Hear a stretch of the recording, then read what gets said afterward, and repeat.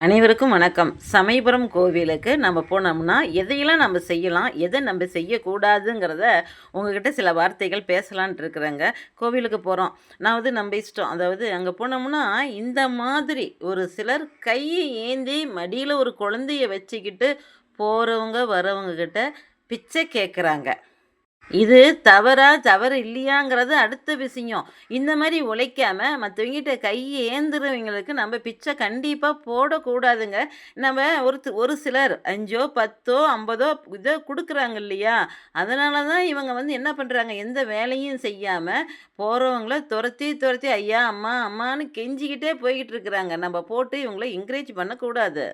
ஒரு சிலர் என்ன தெரியுமா பண்றாங்க? காச வாங்கிக்கிட்டு போராட்டம் பண்றது, கை தட்ட போறது, இவங்களால மட்டும் தான் இந்த சமுதாயம் பாதிக்கப்படுது. இவங்களால தாங்க நம்ம சமுதாயத்துக்கே கெட்ட பேரு. யாரோ ஒருத்தருங்க பார்க்குறாங்க. என்ன சொல்லுவாங்க? "என்னடா இவங்கலாம் இப்படி பிச்சை எடுக்குறாங்கன்னு" நம்மளையும் தான் சேர்த்து சொல்லுவாங்க. இவங்கள பாருங்க. இவங்களுக்கு நான் ஒரு சல்யூட் அடிப்பேன். எப்படின்னா, தனக்கு தெரிஞ்ச ஒரு வேலை மணி கோர்க்குறாங்க. அந்த மணி விக்கிதோ, இல்லையோ அத கோர்த்துக்கிட்டே இருக்கிறாங்க. இவ்ளோ மணி பாருங்க. இவங்க கிட்ட நம்ப ரூ. 5 என்ன, ரூ. 10 ரூ. 50 குடுத்து கூட அந்த பொருள் நமக்கு தேவையில்லாம இருக்கலாம். இருந்தாலும் இவங்க கிட்ட அத நம்ம ஒரு வியாபாரம் பண்ணலாம். ஏன்னா, அவங்க உழைச்சு தான் சாப்பிடுறேங்கிறாங்க. உழைக்கிறோங்கிறாங்க. இவங்க எவ்வளோ வயசாயிருக்கும். நடக்க முடியலனாலும், ஒரு கற்பூரம், வேப்பந்தழைய வச்சுக்கிட்டு இருக்கிறாங்க. இவங்களுக்கு தன்மானம் அதிகங்க. எப்பேர்ப்பட்டவங்க வந்தாலும் கையேந்தவே மாட்டாங்க. இவங்க பாருங்க. அ எவ்ளோ வயசாயிருக்கும். நிக்க கூட முடியலனாலும், ஒரு தட்டத்தில ஒரு வேப்பந்தழைய வச்சுக்கிட்டு வித்துக்கிட்டு இருக்கிறாங்க. இவங்கள நம்ம கண்டிப்பா பாராட்டலாம். அதே நேரம் இவங்க வியாபாரம் ஆகணுங்கிறதுக்காக நம்ப காசு குடுத்து வாங்கலாம். இப்படி சுய கௌரவமா பொழைக்கணுங்க. அப்படி பொழைச்சா தான் நமக்கு கடவுள் நல்ல அருள குடுப்பாரு. இப்ப தெரியுதுங்களா? ஏன் நம்ம என்ன செய்யணும், என்ன செய்யக்கூடாதுங்கிறத. அவங்க பொய் பேச மாட்டாங்க, ஏமாத்த மாட்டாங்க, சமயத்துக்கு தகுந்த மாரி பேச மாட்டாங்க.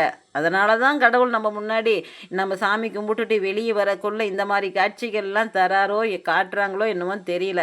ஏன் இந்த கையேந்தி பிச்சை எடுக்கிறாங்கல்ல, இவங்களுக்கெல்லாம் இது புரியவே மாட்டேங்குது. அவங்களும் எல்லாம் ஒரே இடத்துல தான் இருக்கிறாங்க.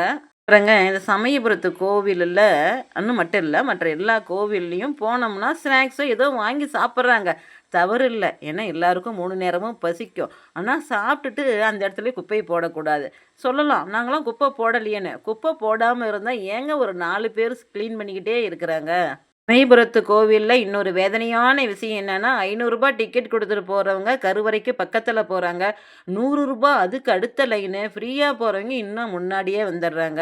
காசு குடுக்குறது, குடுக்காதெல்லாம் அவங்க இஷ்டம். நான் அத பத்தி எதுவும் சொல்லல. ஆனா, ஒரு சில கோவில்ல எல்லாரும் ஒரே இடத்துல தான் போய் சாமி தரிசனம் பண்ணுவாங்க. அந்த மாரி ஏற்பாடு செய்யணுங்க.